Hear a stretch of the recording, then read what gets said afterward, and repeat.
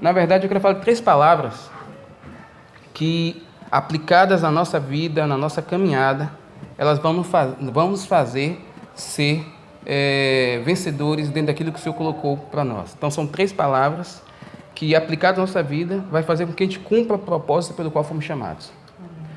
Essas 3 palavras, elas têm que estar alicerçadas à fé. Na verdade, seria o seguinte, como se fossem blocos que, com a fé, que é lógico, fundamental, elas vão realmente fazer o efeito que tem que ser feito. Eu vou citar uma a uma e depois eu fecho falando das 3 ao mesmo tempo, tá bom? Vamos começar falando de um texto que está em Romanos, capítulo 1, versos 16 e 17. Vou partir desse texto, Romanos 1, 16 e 17. E daqui a pouco eu começo a falar da primeira palavra e a gente começa a discorrer um pouquinho sobre ela.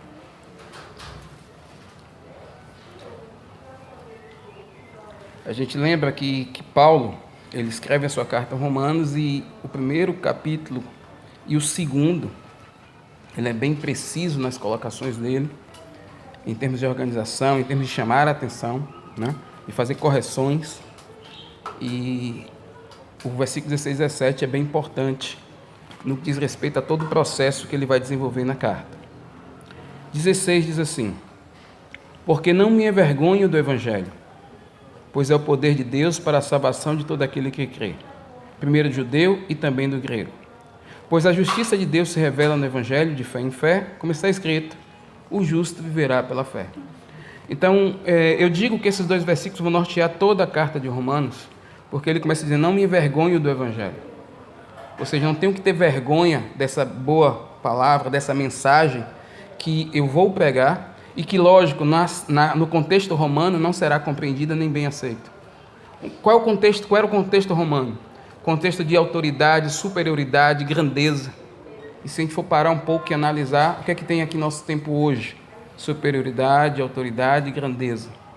As pessoas buscando fama, buscando ser bem-sucedida.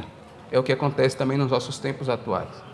E quantos de nós, e eu digo de nós como igreja num todo, tem se vergonhado do Evangelho? Porque muitas vezes o Evangelho te levará a ter uma vida fora de fama, fora de aparência, e às vezes você não terá o que o mundo diz que você precisa ter. Uma casa, um carro, uma condição financeira estável. E às vezes nós nos envergonhamos e tentamos nos esforçar para ter e ser aquilo que o mundo acredita que seja importante. Infelizmente, essas coisas têm penetrado tão forte na igreja que você é próspero se você tiver. Então Deus está com você, porque olha quanto você tem crescido financeiramente. E a Bíblia não fala disso. Isso é contrário aos princípios que Jesus ensinou. Jesus deixou muito claramente, buscar em primeiro lugar o reino de Deus e a sua justiça. As demais coisas serão acrescentadas. Só que antes dele falar isso, ele faz algumas comparações. Ele compara a gente com as aves, que não plantam, não guardam em celeiros, e o Pai as alimenta. Ele compara a gente ao lírio do campo, né, que diz que nem Salomão em toda a sua glória se vestiu como lírio do campo. Ou seja, ele começa a trazer situações que Deus criou, Deus preparou, e mostrou que essas situações vão continuar acontecendo em sustento, em suprimento, porque Deus é que faz isso. E ali ele começa a trazer a dependência nossa em relação a Deus. E claro, nossa que compreendemos e entendemos os propósitos do Senhor. Então a gente vê uma distorção muito grande. Então quando eu falo pessoas se envergonhando, muitas vezes a vergonha ela não está manifesta na palavra, ela está manifesta nas ações, né? Porque quando você conversar com qualquer evangélico, ela vai dizer, não, eu estou servindo a meu Deus e isso é para honrar o Senhor, mas na prática não é. Aí você pergunta assim, já que por que na prática não é? Porque o dinheiro é para ele, o carro é para ele, a casa é para ele, mas a missão precisa de dinheiro, a missão precisa de alguém que invista, a missão precisa de alguém que você adote, você precisa adotar um missionário, você precisa adotar pessoas, você precisa adotar a missão, mas você não tem condição. Por que você não tem condição? Porque você tem que ter um carro arrumado, você tem que ter uma casa arrumada. Ou seja, os recursos que têm chegado para você têm sido usados de forma indevida. Você não deu recurso para nós da igreja para usarmos para nós mesmos. É isso que a gente não entende. Aí a gente lê Atos e fica lindo e maravilhoso. Oh meu Deus, a igreja não tinha um necessitado. Por quê? Qual era o interesse deles? Não era agregar valores, mas distribuir o que tinha com quem tinha necessidade, para que ninguém tivesse falta. Então a gente começa a ver um evangelho distorcido. que, infelizmente, está nesse contexto aqui. Aí entra a segunda parte, o final do versículo 17, o justo verá como? Pela fé. E a gente sabe que fé é fidelidade, tem a ver com confiança. Confiança em quem? Em Deus. Mas a gente vai para um contexto que a confiança está onde? No braço. Eu tenho que trabalhar, eu tenho que me esforçar, eu tenho que fazer uma faculdade. Ninguém está dizendo que não é para fazer. Mas se o propósito não for para a glória de Deus ou para o reino de Deus, por que você está fazendo então? A minha pergunta é essa. Para que essa sua faculdade se ela só serve para você? Para que esse dinheiro que você está conseguindo, com tanto empenho que você está fazendo, se é somente para a sua família e para você? Então não está no contexto do reino de Deus. Isso é uma coisa muito séria, temos que abrir os nossos olhos. E o nosso adversário entra de forma sutil. Não, irmãos, mas eu tenho buscado, eu tenho uma vida de oração. Eu vou falar de 3 palavras, a gente vai ver se realmente é isso que está acontecendo. A primeira palavra, dessas 3 que eu quero falar com vocês, chama-se perseverança. Eu estava ouvindo Douglas Gonçalves, e interessante que na época eu estava na meditação de João capítulo 15, e a gente viu que por 13 vezes ele repete dentro do mesmo capítulo, perseverava, ou perseverar. E aí Douglas, ele pega e usa o texto das 10 virgens. E me chama a atenção porque a história das 10 virgens é uma história de perseverança. E ali nós temos 10 virgens, sendo, pelo contexto que o próprio Jesus prega, 5 prudentes e 5 nécias. Nécia quer dizer tola. Né? E a gente viu que as 10, elas ouviram o anúncio que o mestre estava chegando. O que é que elas fizeram? Pegaram suas lamparinas, se prepararam para se encontrar com o mestre. Então, quando você começa a observar essas 10 virgens aí, eram pessoas, se a gente for fazer uma contextualização, pessoas que estão na igreja, aguardando o chamado do seu mestre, buscando viver uma vida de fidelidade, honestidade, porque estavam com lâmpada e a lâmpada estava com óleo. Óleo fala de espírito, não é isso? Então, pessoas fiéis, caminhando no Senhor, desenvolvendo. Mas a palavra diz que o noivo tardou. Não foi isso que disse? E quando elas ouviram agora o noivo chegando, agora é a hora. Só que aconteceu que 5 prudentes tinham óleo reserva. E a lâmpada das outras estava começando o quê? A se apagar. E elas, nos empresta óleo. As prudentes falaram, não tem condição de a gente prestar óleo para vocês, porque pode ser que falte para nós também. Mas vai comprar. E a gente sabe que elas saíram para comprar o óleo. A gente começa a perceber o seguinte, isso tem muito a ver com pessoas que vão desenvolvendo na igreja, vão desenvolvendo no serviço, vão trabalhando, mas elas não estão antenadas, que elas precisam guardar até a última. O máximo que você puder de guardar de óleo, de graça, de unção, de preparação, você tem que fazer. Mas às vezes a gente só faz como muitas pessoas fazem, o do dia. Quando eu falo guardar óleo, eu estou falando de você se preparar para as dificuldades que vêm. Você lembra que tem um texto em Provérbios que fala assim, vai ter com a formiga o preguiçoso? Todo mundo aqui que já assistiu desenhos animados sabe como a formiga faz. No inverno, no verão, a formiga está fazendo o quê? Quer dizer, no inverno não. Em todo o tempo ela está trabalhando, mas no inverno não, porque não tem condição. Mas no inverno ela está com todo o suprimento. Enquanto a galera está se divertindo, ela está trabalhando. Aí vem agora para o nosso contexto. É nesse tempo que parece que está tudo calmo, é nesse tempo que a igreja não está passando perseguição, principalmente aqui no Brasil, é que precisamos ter óleo. É que precisamos orar, precisamos ter reserva. Porque quando a perseguição vier, vai revelar o que está em você. Porque quando vem a perseguição, não tem óleo. Não tem óleo. Que desespero é esse? Que angústia é essa? Vou jogar tudo para cima. Por quê? É nesses momentos, porque o mestre está chegando a qualquer hora. E quando ele chegar, muita situação já aconteceu e talvez muitos já desistiram. Porque é muito difícil. Mas temos que perseverar. E Jesus disse isso. Aquele que perseverar até o... Então precisamos estar nos preparando. E nos preparamos no tempo onde está todo mundo tranquilo. É no tempo da bonança, onde todo mundo está de cara para cima, é que nós temos que estar trabalhando. E guardando e buscando. Não estou fazendo perseguição nenhuma. É agora a intensificação. Não é na hora da perseguição ou do problema que eu intensifico minha oração. Eu intensifico quando tudo está bom. Para que eu tenha óleo, reserva suficiente para quando a tentação venha ou a tribulação tiver, eu esteja de pé. Então a primeira palavra que eu gostaria de falar com vocês é perseverança. né? A perseverança nos ajuda a enxergar além, a continuar insistindo, né? Às vezes, eu lembro de uma situação que eu passei com o irmão, e o carro passou com o irmão. Eu falei, irmão, precisamos orar mais. Não, mas já está tudo tranquilo. Eu falei, por isso mesmo. É por isso mesmo, porque quando vê essas coisas tranquilas, se prepare que vem um porradão aí. Né? E é um ponto fundamental para a gente intensificar na oração, intensificar na leitura, intensificar na busca. A segunda palavra que vai somar com fé e vai somar com o que eu falei de perseverança é dedicação. Dedicação. Amados, se eu tenho estado com vocês até hoje aqui, ensinando, e todo dia eu tenho que ensinar, todo domingo eu tenho que trazer uma palavra, todo que me liga eu tenho que trazer um conselho, todo mundo que a gente senta tem que conversar, é porque existe uma coisa que o Senhor me ensinou: dedicação. Eu tenho que ler, não é para pregar. Eu tenho que ler, não é para passar. Eu tenho que ler para mim. Então eu tenho uma dedicação à palavra. Eu tenho uma dedicação ao meu Senhor. Estou dedicado a Ele. Aí a gente usava uma palavra que era devoção.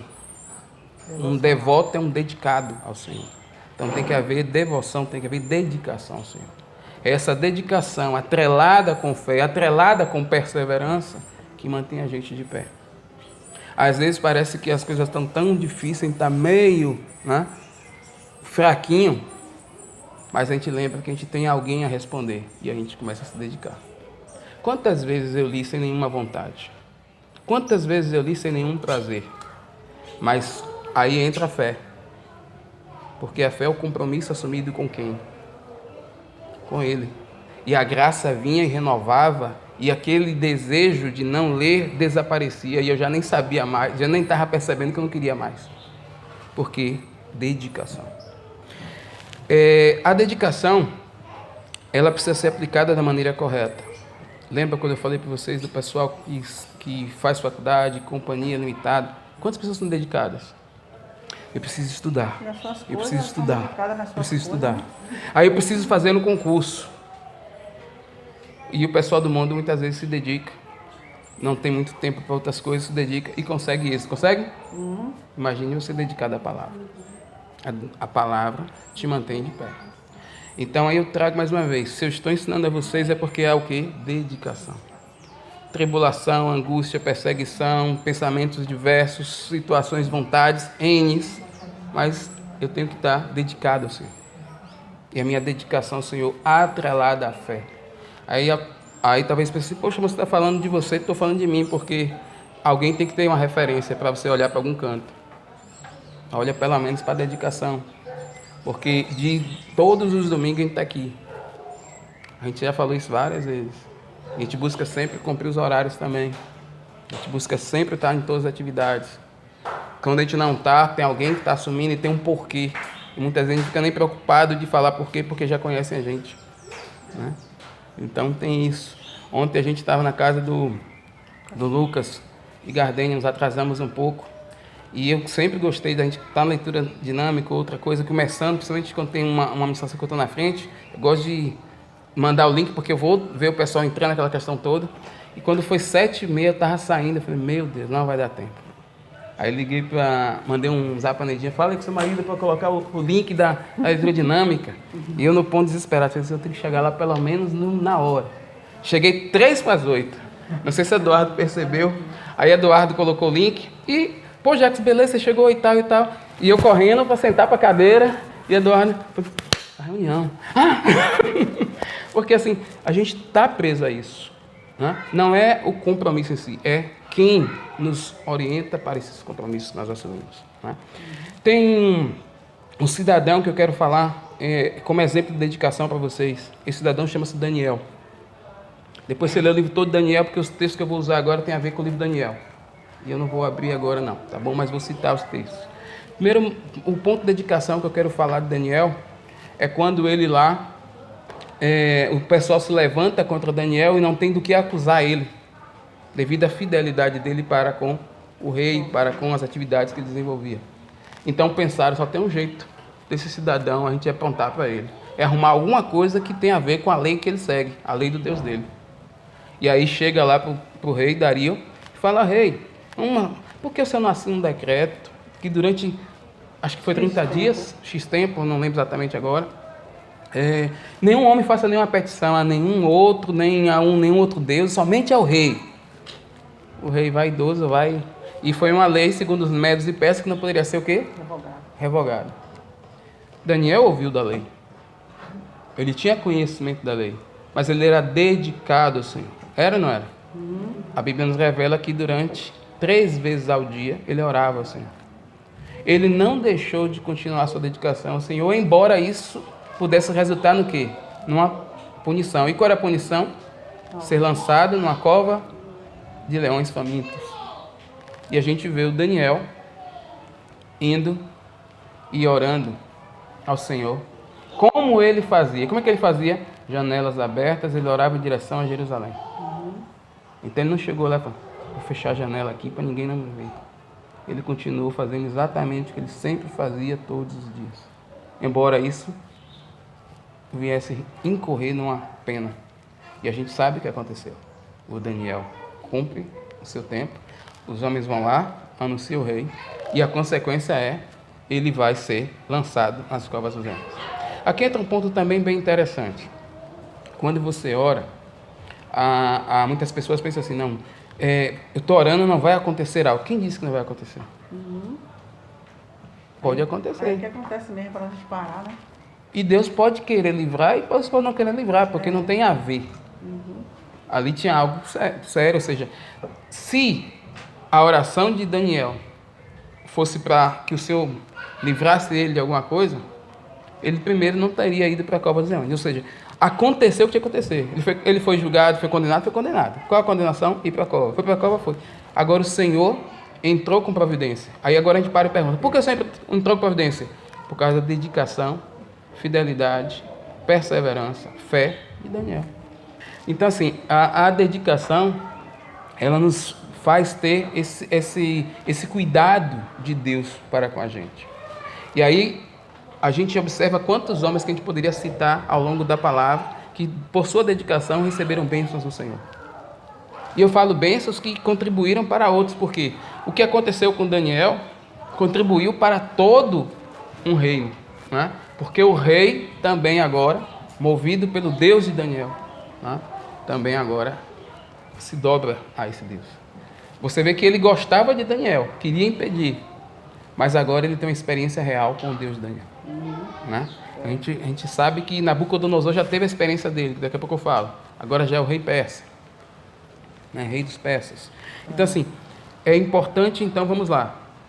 Fé, atrelado a perseverança, atrelado a quê?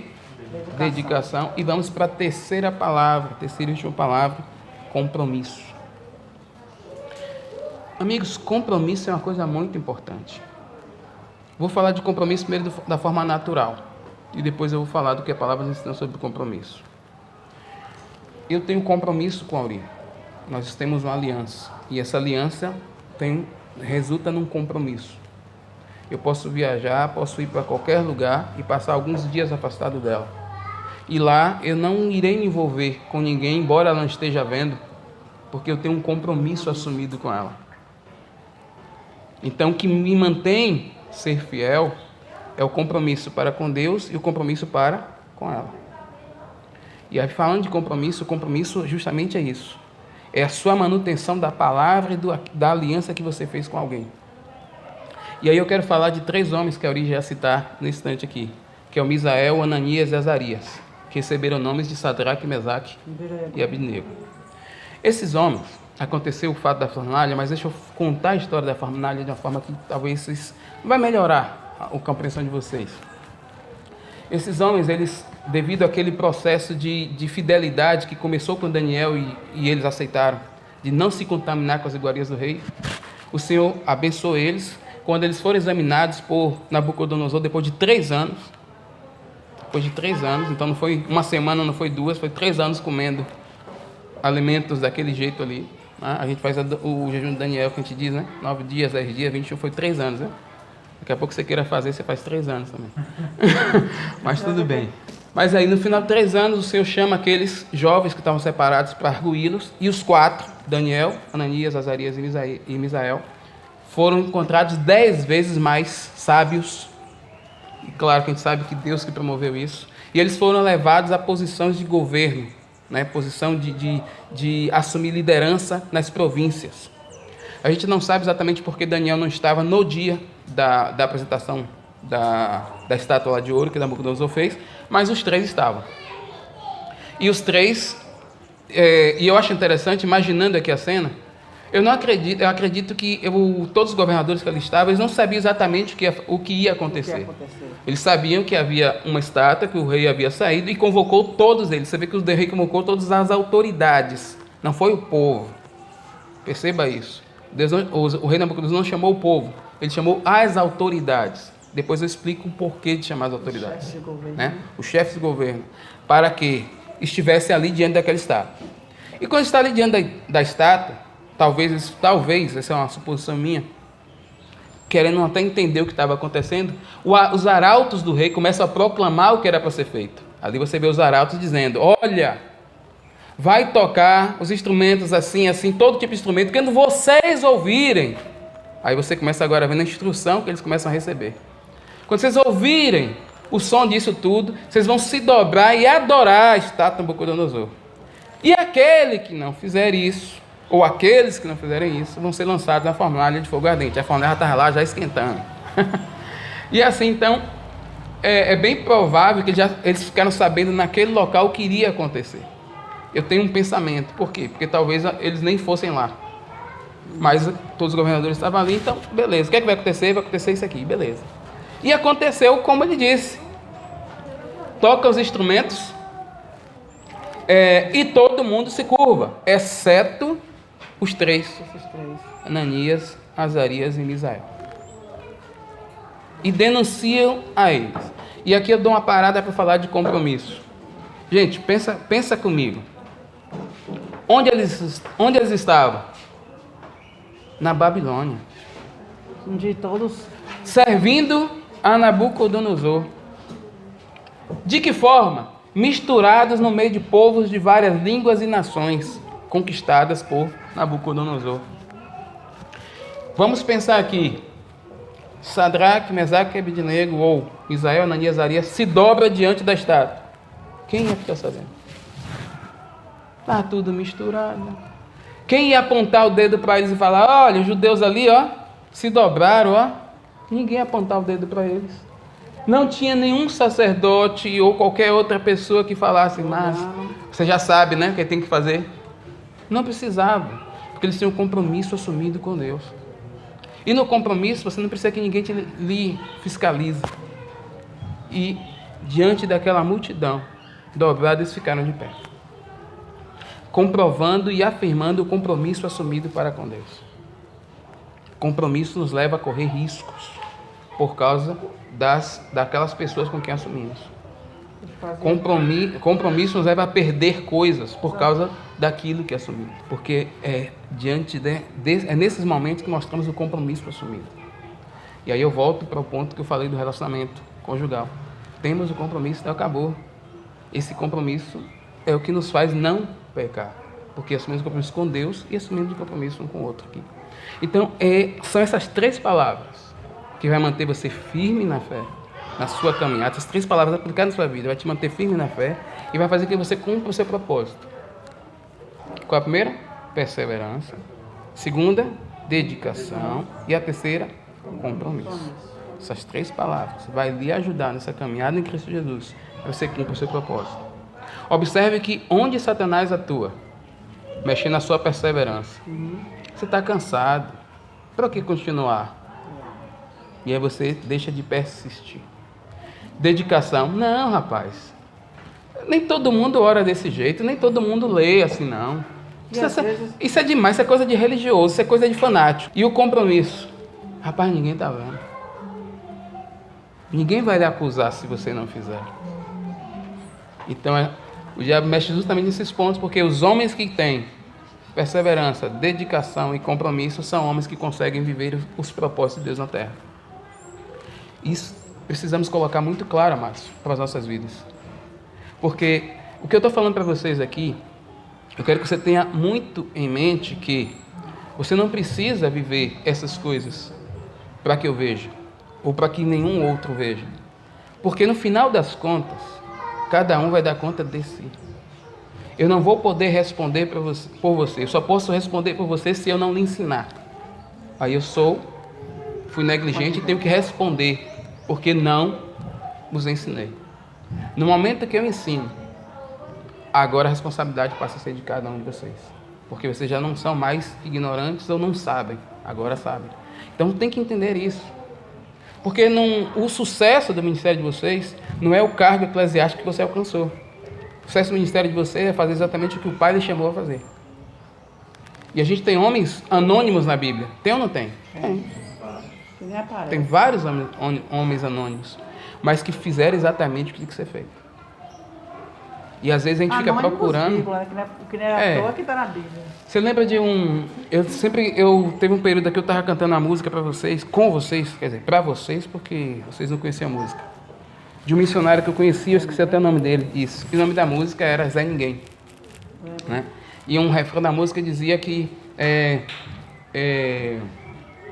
ele dizia que não era conhecido de ninguém, porque eu esqueci agora a parte da música, mas o que diz eles? Ninguém conhecia ele, mas Deus o conhecia. E ele ia para a reunião, participava de todas as reuniões, mas ninguém conhecia o irmão. Por que ninguém conhecia o irmão?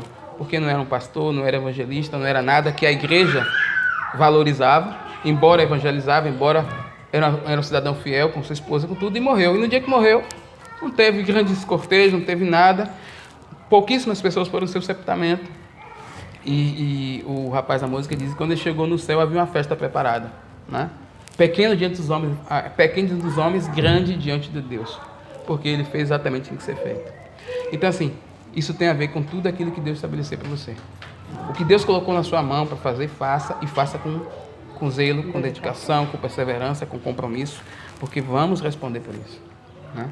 Então, é uma coisa que eu busco fazer. Tem 2 pessoas aqui, a gente vai falar como se tivesse 100, 1.000, 200. Por quê? Porque eu tenho um compromisso assumido primeiro para com Deus e para com essa pessoa que está aqui. É assim que a gente trabalha, é assim que a gente ensina, é assim que a gente faz ao longo dos anos de quem conhece a gente. O pessoal mais antigo lembra a gente falar de pau da língua, ainda que não tenha ninguém aqui, a gente está aqui. Ainda que isso aqui esvazia, a gente vai continuar sozinho. Mas por quê? Pelo compromisso assumido com quem? É isso que faz a gente perseverar até hoje. Então a gente não fica, não fica movido por coisas. A gente move pelo aquilo que o Senhor gera no nosso coração. Há um anseio no meu coração de cair fora daqui. Mas quando eu falo cair fora daqui, não é por causa de vocês. Não é porque estou de saco cheio de vocês. Não tem nada a ver. Meu anseio é ir para outro canto e poder falar coisas que vocês já sabem muito bem e outros não sabem ainda. Então meu coração fica ansiando, porque eu falo assim, tem muita gente que não conheceu metade do reino, e eu tenho aqui repetido anos após anos a mesma coisa do reino. Aí eu tenho dito assim, já não deu não? Já está na hora de mandar para outro canto não? Para começar do zero? Eu sonho com isso, irmão, sonho. E vou falar que nem, como é o nome dele? Companheiro de Josué, Caleb. Que chegou a 80 anos, falou, estou com o mesmo vigor do início. Então, eu estou nesse sentido aí, estou com o mesmo vigor de quando eu comecei na Igreja Andante lá em Pau da Lima, que não era Igreja Andante ainda, estou no mesmo vigor de hoje. Então, se o som me soprar para qualquer canto, eu tinha que começar do mesmo jeito. Era Igreja Andante, sabe? Não tinha o nome. Só não tinha o nome, né? Mas andava. Então, assim, eu quero animá-los nisso. Né? Então, porque precisamos ter esse fogo queimando dentro da gente. De anunciar, de fazer, de trabalhar, sabe? De ajudar outros. Então, agora, enquanto continuo, vou continuar dedicado. Vou continuar fazendo aquilo que Deus mandou. Mas o coração tá, manda. Porque é um anseio mesmo. E tem algumas promessas que o Senhor tem, né? Então, assim, que esse fogo que o Senhor tem colocado na minha vida esteja na vida de vocês, né? Que vocês vivenciem ainda mais. Não estou dizendo que vocês não são dedicados, não estou dizendo que vocês não perseveram, não estou dizendo que vocês não têm compromisso, não estou dizendo isso. Estou reforçando isso, para que isso seja mais evidente e em momento nenhum vocês esqueçam disso. Né? Lembra que Paulo dizia, sempre é bom falar as mesmas coisas? É bom falar as mesmas coisas. Então, continuem nesse mesmo pique e vão além, porque Deus tem nos dado coisas maravilhosas que precisam ser compartilhadas com outros. Né? Então, que a gente possa ter esse fogo para que a gente possa ir além. Temos que fazer uns ajustes, faz parte do processo de ajustes, né? Porque a gente se alegra demais, a gente foge um pouco do prumo, a gente